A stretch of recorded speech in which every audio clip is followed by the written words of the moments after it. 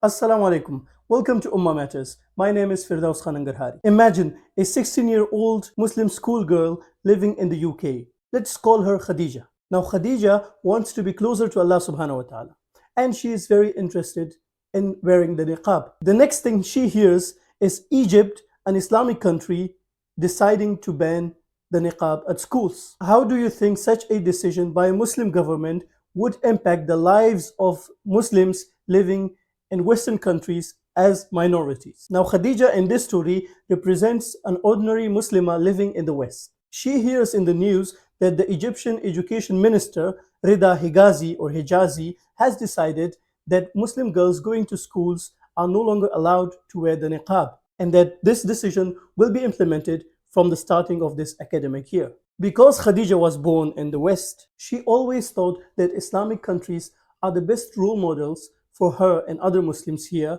as minorities to follow. Now, that was her belief, but hearing such a decision made by an Islamic or supposedly Muslim government, it shocks her. She cannot believe what she's hearing. And why shouldn't she be shocked? But before I can complete Khadija's story, I would like to explain what's going on. We know that the women who choose to wear the niqab, they don't want to be seen by the public. They see it as a symbol or a ritual of piety and closeness to Allah subhanahu wa ta'ala. And the same goes for the men who have a long beard, who wear a cap. They do this because they see it as a sign, as a symbol of being more closer to Allah subhanahu wa ta'ala and following the sunnah of Prophet peace be upon him. I know that our scholars are divided. Some say the niqab is fard and some say it is mustahab. But regardless of what group of scholars we follow, we can all agree that a Muslimah should have the freedom, if she wants to wear the niqab, that she should be able to wear the niqab. No one should dare to tell her that she is not allowed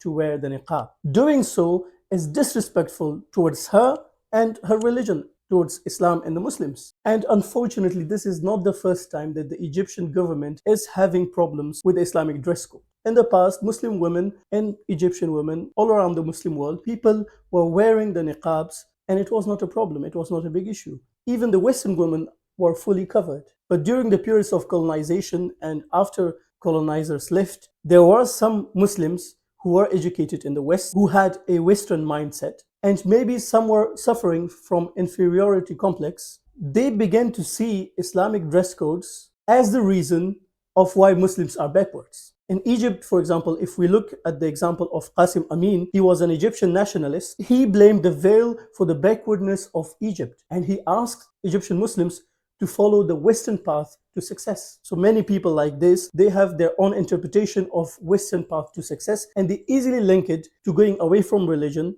and showing off your bodies. And that is a very unwise approach, because success is not a simple formula. Nations don't rise by following just simple formulas. It's a very complex issue, and it is all through the will of Allah subhanahu wa ta'ala. It is said that in the late 70s, even the Egyptian president Anwar Sadat, he banned the niqab in Egyptian university campuses and ridiculed Muslim women. Now, this was on Wikipedia, but I could not confirm the source. So if you know more about it, let me know in the comments. And more recently, in 2015, the University of Cairo, they decided to ban female staff who are wearing the niqab from teaching. In 2018, there was an Egyptian politician by the name of Ghada Agami, and she proposed a bill to the parliament hoping to ban the niqab in public places. And they even proposed that those women who do not follow this rule, they should be fined. At the time, it was about 1,000 Egyptian pounds. And Agami said that wearing the niqab has become a symbol of sedition against the state, meaning that it has become a tool for people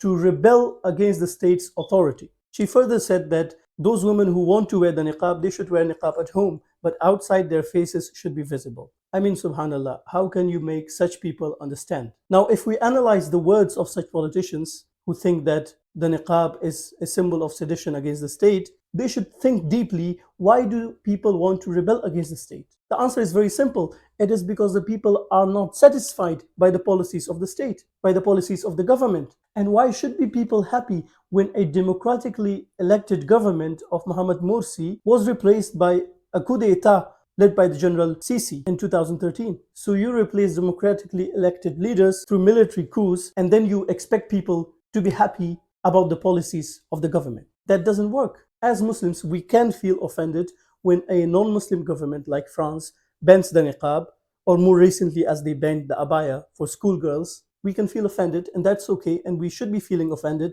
and we should raise our voices. But it is really sad to see a Muslim government banning a piece of cloth which is a very important part for a practicing Muslimah, which makes her feel to be more close to Allah subhanahu wa ta'ala. That's really sad. And it is ironic to see that these people in power, they have no respect at all for their own constitution. The Egyptian constitution, for example, it protects religious freedom. But restrictions like these are a clear violation of the constitution, of the civil liberties of the people, and of the religious freedom. The constitution asks not to discriminate against people, but the state is discriminating against people. For them, the entire constitution is just a piece of paper. They have no respect for it. And I think the reality on the ground is really sad. I have not yet been to Egypt, and it is maybe not fair and also difficult to make a judgment about how things there are. But the BBC, for example, investigated that Muslim women who wanted to go to high-end restaurants, they were not being allowed if they were wearing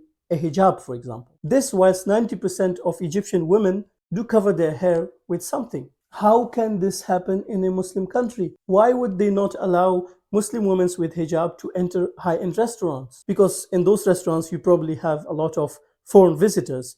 So they might be feeling, these people who make such rules and regulations, they might be having some kind of inferiority complex. Maybe they are feeling inferior to those who are visiting them. Maybe the viruses of colonialism are still in their minds. That's really sad. The Egyptian government had in the past problems with the niqab. They're having now problems with the niqab, and they see the niqab as a threat. Wearing the niqab is becoming really popular in Egypt. More and more women want to wear the niqab. And I think the government knows and realizes that they are not elected by the people. So when people decide to wear the niqab, they see it easily as a threat because they removed Muhammad Morsi, and they see these people as the followers of Morsi, and they see wearing the niqab as a political statement, and probably also as a rebellion against the state. And these people, these not so practicing Muslims, are very quick to label and judge people who wear Islamic dress code.